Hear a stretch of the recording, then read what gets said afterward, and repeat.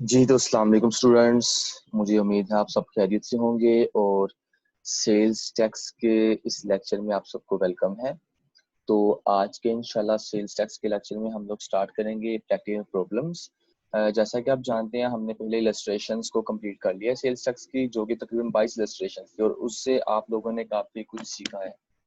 तो इंशाल्लाह आज हम लोग स्टार्ट करेंगे इसकी प्रैक्टिकल प्रॉब्लम्स और ये आपकी इजी होंगी क्योंकि अगर आपने इलस्ट्रेशंस की हैं तो आपके लिए प्रॉब्लम्स कोई भी डिफिकल्टी क्रिएट नहीं करेंगे।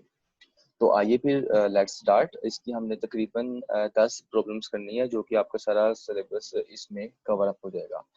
तो जैसा कि आप जानते हैं मैंने आपको पहले ही बताया था कि आप ने सेल्स टैक्स की जो बुक लेनी है वो मोहम्मद मौज़म मुगल साहब की है अगर तो आप हैले कॉलेज ऑफ कॉमर्स के स्टूडेंट है। लेकिन अगर आप हैले कॉलेज ऑफ कॉमर्स के स्टूडेंट नहीं है या किसी और कॉलेज के स्टूडेंट हैं या प्राइवेट का आ रहे हैं तो उस सूरत में आप लोग अपनी रेलिवेंट बुक देखेंगे अजीम अकेडमी की या फिर जो भी आपको आपका टीचर सजेस्ट करता है, आपको रेकमेंड करते हैं। अगर तो आप कोई प्राइवेट स्टूडेंट है या खुद पढ़ रहे हैं तो फिर आप इसी सूरत में ये बुक ले लें क्योंकि आपका सिलेबस तकरीबन काफ़ी हद तक आपका आईटी और ऑनर्स का कंप्लीट है। तो चलिए लेट्स स्टार्ट करते हैं अपनी प्रॉब्लम नंबर 1 से। जी तो स्टूडेंट्स आपके सामने प्रैक्टिकल प्रॉब्लम्स की फर्स्ट प्रॉब्लम शो हो रही है। तो मैं इसको रीड आउट कर रहा हूँ, जरा आप ध्यान से गौर से सुन लीजिएगा। The following information is extracted from the records of Blue Light Enterprises Private Limited. The information pertains to the month of August 2019। ने जी आपको इन्फॉर्मेशन दी गई है और इंटरप्राइजेस प्राइवेट लिमिटेड कंपनी है और इंफॉर्मेशन रिवील हो रही है, परटेन हो रही है for the following month of August 2019। Supplies to registered person 52 lakh, supplies to non-registered person 8 lakh, supplies to retailers 5 lakh, credit notes issued for taxable supplies 1,50,000, purchases from registered suppliers 6,50,000, purchases from non-registered suppliers 2,80,000। Determine the amount of sales tax liability. अच्छा यहाँ पर मैं आपको ना कि 2-3 points हम आपको clear कर देता हूँ, देखें जी।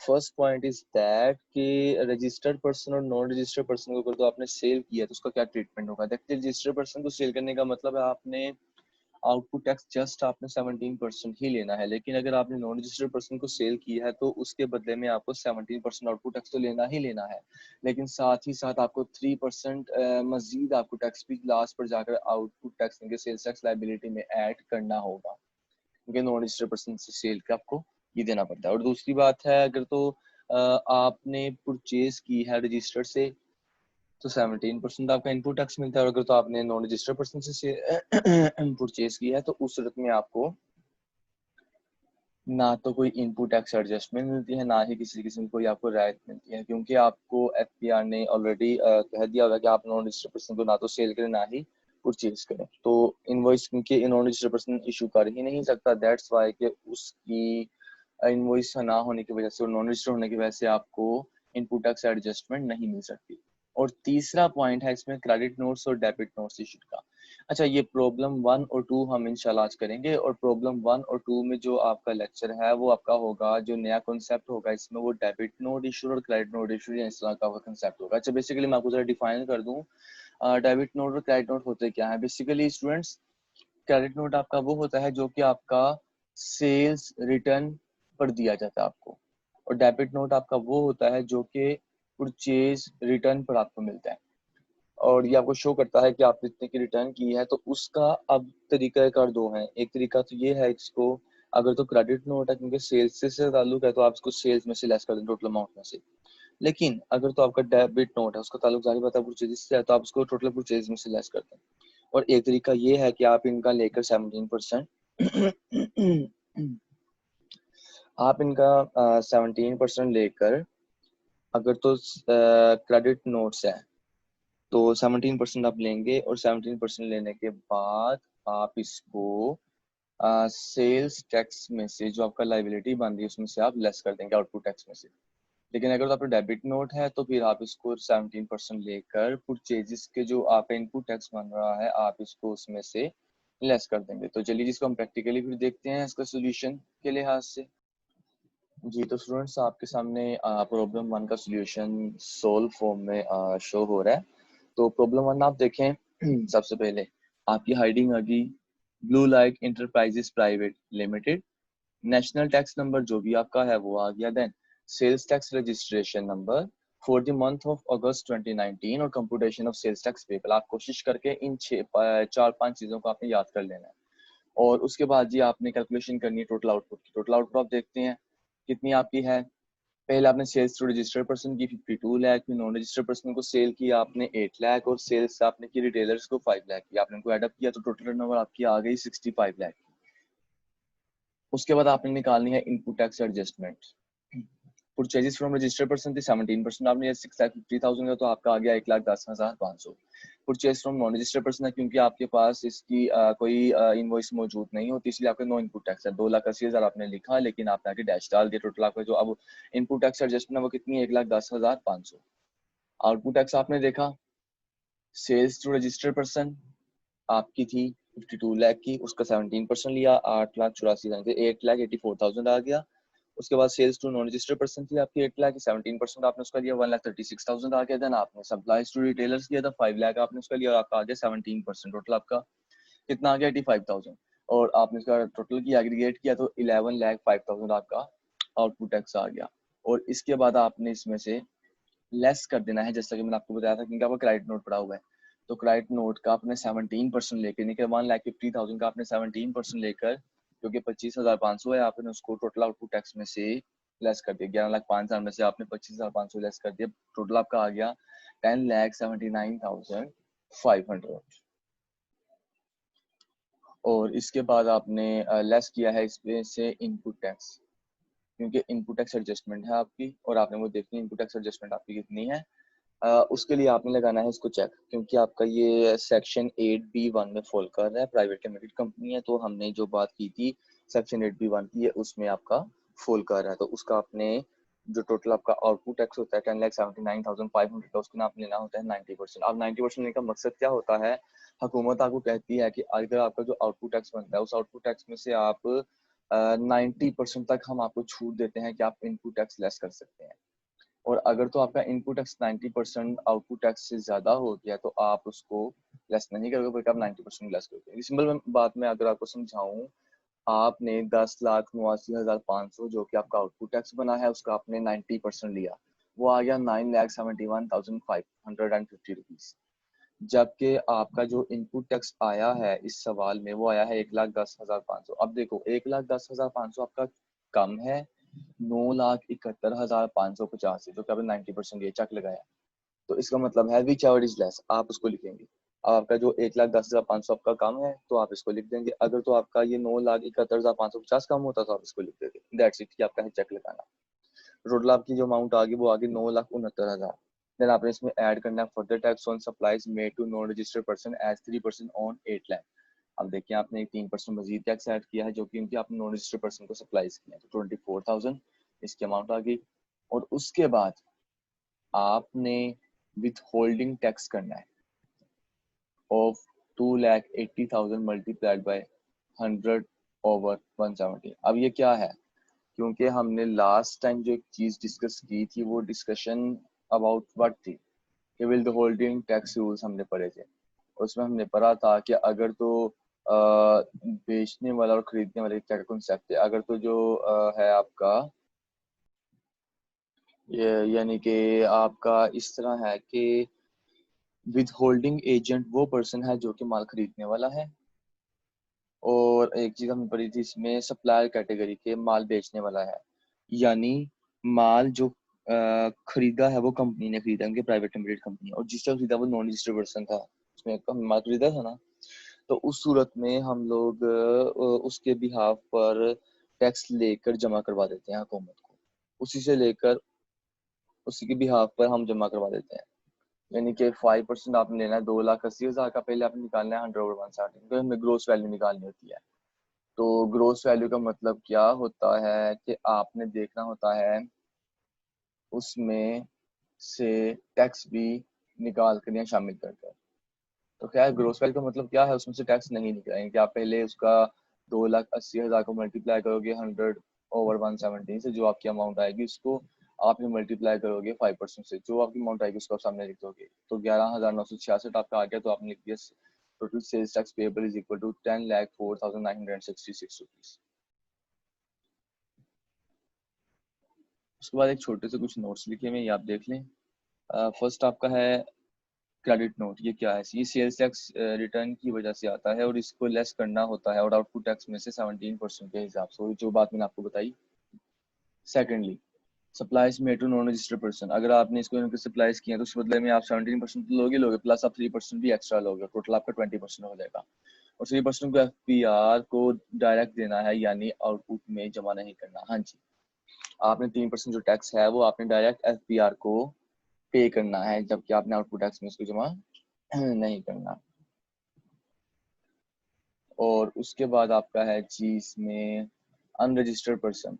तो अगर आपने नॉन रजिस्टर्ड पर्सन को सेल किया, विद होल्ड करना है 5%, उसने जिसने खरीदा और खुद जमा करवाना है, यानी कि उसके बिहाफ पर काट कर जिसने इनके खरीदा मसाला, मैं कंपनी मैंने चीज माल से खरीदा और मैं उसी का से टैक्स काट कर आगे एफपीआर को जमा कराऊंगा, क्योंकि वो नॉन रजिस्टर्ड पर्सन था, वो नहीं करवा सकता। तो ये स्टूडेंट्स, ये थी आपकी प्रॉब्लम नंबर 1 जो कि हमने सोल्व कर ली और इसको हमने समझ भी लिया। आगे आपकी प्रॉब्लम नंबर 2, वो भी सेम है, बस उसमें एक चीज है, उसमें कहा डेबिट नोट आपका होगा। इसमें आपका क्रेडिट नोट था ना, उसमें आपका डेबिट नोट होगा और मेरा एक आध पॉइंट आपका चेंज होगा। तो हम लोग उसको भी देख लेते हैं फिर।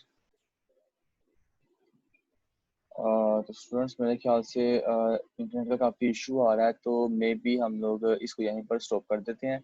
यानी कि आपकी प्रॉब्लम 1 कंप्लीट हो गई है, तो प्रॉब्लम नंबर 2 हम लोग नेक्स्ट लेक्चर में स्टार्ट कर लेंगे, क्योंकि थोड़ा सा ना इशू आ रहा है इंटरनेट का, शायद स्पीड वगैरह का मसला आ रहा है। तो जी आपकी ये प्रॉब्लम 1 हो गई है। तब तक के लिए अपना ख्याल रखिएगा और नेक्स्ट लेक्चर आप इसलिए तैयार रहिएगा। इंशाल्लाह उसको हम लोग करेंगे डेबिट नोट से। So take care of yourself. अल्लाह हाफिज़। जी तो अस्सलाम वालेकुम स्टूडेंट्स, सेल्स टैक्स के नेक्स्ट लेक्चर में आप सबको वेलकम। और आज हम लोग इंशाल्लाह समझेंगे इसकी प्रॉब्लम नंबर 2।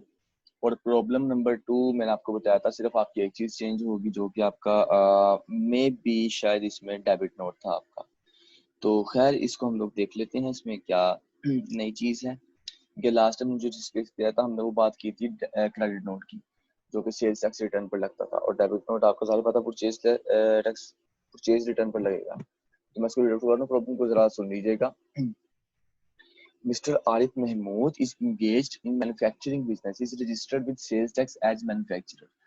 पहली लाइन ही होती है जो आपको बताती है कि आपने क्वेश्चंस किस तरह से सोल्व करने और आपने क्या इसको ट्रीटमेंट करना है। देखिए मिस्टर आरिफ महमूद साहब हैं, वो मैन्युफैक्चरिंग बिजनेस चला रहे हैं और वहाँ पर रजिस्टर्ड है एज अ मैन्युफैक्चरर। यही बात आपकी इंपॉर्टेंट होती है। Data regarding his business during August 2019 is given below. Local taxable supplies to registered person 40 lakh, local taxable supplies to non-registered person 10 lakh, exempt supplies 5 lakh, local purchases from registered person 12 lakh, local purchases from non-registered persons 4 lakh 50,000 and debit notes issued for taxable purchases 2 lakh 50,000। और debit note का मैंने आपको बताया था कि ये आपका purchase return पर आपको मिलता है और इसका आपने 17% लेकर ही उसमें से लेस करना होता है। जो डेबिट नोट है तो परचेज का आपका है, इसका मतलब है आपको इनपुट टैक्स में से लेस करना होगा। तो रिक्वायरमेंट आपकी क्या है? Compute the sales tax liability for the month. तो आइए जी देखते हैं इस तरह से सोल्व करते हैं हम लोग। जी तो स्टूडेंट्स, आपके सामने इसकी प्रॉब्लम नंबर 2 स्टार्ट हो रही है। तो प्रॉब्लम 2 में आपका है जी मिस्टर आरिफ महमूद, नेम आ गया, नेशनल टैक्स नंबर उनका आ गया और CNIC number for the month of August 2019, computation of sales tax payable. आपने करनी है पहले आउटपुट कैलकुलेट करनी, total output. Local taxable supplies आपकी रजिस्टर्ड पर्सन को किया 40 लाख, नॉन रजिस्टर्ड पर्सन को किया 10 लाख, एग्जाम सप्लाईज आपकी 5 लाख, टोटल आपकी आउटपुट होगी 55 लाख की। इनपुट टैक्स एडजस्टमेंट आपने देखनी है। लोकल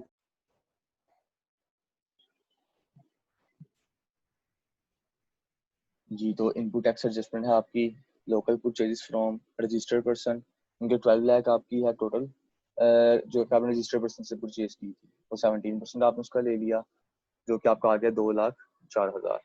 उसके बाद आपकी फ्रॉम नॉन रजिस्टर्ड पर्सन से है 4,50,000, जो कि नॉट एक्सेप्टेबल, इनके आपको इनवॉइस उसकी नहीं मिलती, मैंने आपको पहले ही बताया था। तो 4,50,000 आपने लिख दिया ऐसे ही। उसके बाद आगे आपने डैश डाल दिया, टोटल आपका टैक्स कितना बन गया? 2,04,000। उसके बाद हमने लेस किया है डेबिट नोट, जो कि 2,50,000 रुपये का आपका डेबिट नोट था, उसका आपने लिया 17%, वो आ गया आपका 42,500। टोटल आपका कितना हो गया? 1,61,500। और स्टूडेंट्स, क्योंकि मैंने आपको पहले ही बता दिया था कि आपने डेबिट नोट को लेस करना है परचेज, तो इसीलिए हमने डेबिट नोट 2,50,000 का लिया। 17% जो भी आपकी अमाउंट आई तकरीबन 42,500, आपने उसको 2,04,000 में से लेस की, तो आपकी उसके बाद अमाउंट आ गई 1,61,500, उसको आपने आगे लिख दिया। उसके बाद आपने करनी है इसकी अपॉर्चुनिमेंट ऑफ इनपुट टैक्स। जो आपने इनपुट टैक्स निकाला है उसको आपने समझ लो अपॉर्चुनिमेंट, आपने उसके हिस्से करने हैं, आप उसको तकसीम करना है, आप उसको डिवाइड करना है, आपने उसको डिस्ट्रीब्यूट करना है अलोंग जो आपकी जितनी भी आपकी आइटम्स हैं उसमें। अच्छा, लोकल टैक्सेबल सप्लाईज, अच्छा पहले आपका आ जाएगा टर्नओवर, उसके बाद आपका आ जाएगा इनपुट टैक्स। और इसमें फॉर्मूला क्या है आपका, आपको याद होगा अपॉर्चुनिमेंट का, input tax divided by total turnover multiplied by जिसको आप निकाल रहे हो। लाइक लोकल टैक्सेबल सप्लाईज में आपके रजिस्टर नॉन रजिस्टर दोनों की शामिल है। 40 लाख जमा 10 लाख 50 लाख, और टोटल टर्नओवर आपकी जो है वो एग्जाम सप्लाईज डालकर 5 लाख 55 लाख किया। और आपने किया इनपुट टैक्स जो कि आपका तकरीबन ऊपर आया है 1,61,500, उसको आपने डिवाइड किया टोटल टर्नओवर 55 लाख और मल्टीप्लाई किया आपने लोकल टैक्सेबल से जो कि 50 लाख अमाउंट आ रही है, तो 1,46,818 आ गया। ऐसे आपने एग्जाम सप्लाईज का किया, input tax divide by total turnover multiplied by exempt supply का 5 लाख। इनपुट टैक्स आपका 1,61,500 है, आप उसको डिवाइड किया 55 लाख पर और मल्टीप्लाई आपने कर दिया 5 लाख से, तो आपका आ गया 14,682। अच्छा, अब इसमें पॉइंट था अगर आपका 1,61,500 आपका मैच हो गया, जो कि आपने इनपुट टैक्स निकाला था पीछे 1,61,500, इसका मतलब है आपका जो क्वेश्चन है वो आपका आंसर उसका ठीक है। उसके बाद आपने देना है सेल्स टैक्स लाइबिलिटी, वो आपने चार्ज करनी है, कितनी आपकी बनती है। तो जी सेल्स टैक्स लाइबिलिटी आपकी सबसे पहले आपने निकालना है output tax supplies to register person जो कि 40 लाख का है, उसका मल्टीप्लाई किया 17% से, 6,80,000 आ गया। Supplies to non register person जो कि 10 लाख का है, उसका मल्टीप्लाई किया 17% से, 1,70,000 आ गया। फिर आपने देखा जी एग्जाम सप्लाइज आपकी 5 लाख की पड़ी हुई है, उसको आपने मल्टीप्लाई किया 17% से, वो आपका आ गया 85,000। क्योंकि एग्जाम सप्लाइज है तो एग्जाम सप्लाइज पर आपको टैक्स पे नहीं करना होता, इसलिए आपने जैसे उनके दोनों को ऐड किया, आपका आ गया 8,50,000। इसमें से आपने लेस किया तकरीबन input tax against local supplies. अब input tax against local supplies आपका है रिस्ट्रिक्टेड अप टू 90%, जो कि अपने आउटपुट टैक्स है। आउटपुट टैक्स आपका 8,50,000, उसका आपने 90% दिया 7,65,000 आ रहा है। तो इनपुट टैक्स आपका बना हुआ है 1,86,818 जो कि लोकल टैक्सेबल सप्लाईज पर है, क्योंकि एग्जाम सप्लाईज पर आपका टैक्स नहीं लगता, इसलिए हम लोगों ने इनपुट टैक्स में इसका शामिल नहीं किया पोर्शन। तो उसको आपने इसमें सिलेक्ट किया, 8,50,000 को लेस किया आपने 1,86,818 में से, तो आपका आ गया। अच्छा, इसके बाद एक और चीज़ आपकी कि आप 90% लगाने के बाद जो आपकी अमाउंट छोटी होगी वो आपने लिख देनी। 1,46,818 आपको छोटा आपने वो लिख दिया। उसके बाद एडमाइसिबल बैन लिमिट उनके विद इन लिमिट है, उसके बाद आपने ऐड करना है 3% ऑफ जो कि नॉन रजिस्टर्ड पर्सन को आपने सेल की थी, उसका 3% लेके आपने उसको ऐड करना है, जो कि आपका आ गया 7,03,182। और उसके बाद आपने देखना है add 3% of 10 lakh on supplies need to non-registered person, वो आपका आ गया 30,000। तो इन सबको आपने ऐड किया, आपकी जो अमाउंट आती है वो तकरीबन आती है 7,33,182, 7,33,182। तो ये जी आपका है sales tax payable. I hope so आपकी सारी समझ आ गई होगी और इजी है, कोई इतना मुश्किल नहीं है। खैर भी आपको समझ ना आई हो तो आप मुझसे पूछ सकते हैं कमेंट्स की सूरत में और दीगर सोशल लिंक्स की वजह से। अच्छा जी, आपकी ये वर्किंग हुई है नोट 1 की। ये पहला नोट आपका है किसका, अपॉर्चुनिमेंट में टैक्सेबल सप्लाईज का, ये देखें। और दूसरा नोट आपका है एग्जाम सप्लाईज का। 1,61,500 आपका इनपुट टैक्स, उसका आपने डिवाइड किया टोटल टर्नओवर जो 55 लाख का, तो मल्टीप्लाई कर दिया इसका अपने कहा 5 लाख या 55 लाख या 50 लाख, तो आपकी अमाउंट आ गई। और ये आपका था फॉर्मूला इनपुट टैक्स निकालने का अपॉर्चुनिमेंट का। स्टूडेंट्स, आज अल्हम्दुलिल्लाह हमने इसकी प्रॉब्लम नंबर 2 की है और मेरा ख्याल आपको काफ़ी हद तक इंशाल्लाह समझ आ गई होगी। अगर आपको समझ ना आई हो तो you can ask me at any time through personal links, through social links और through the condition of comments, through comments. ठीक है, तो ख्याल रखिएगा अपना, टेक केयर ऑफ योरसेल्फ, अल्लाह हाफिज।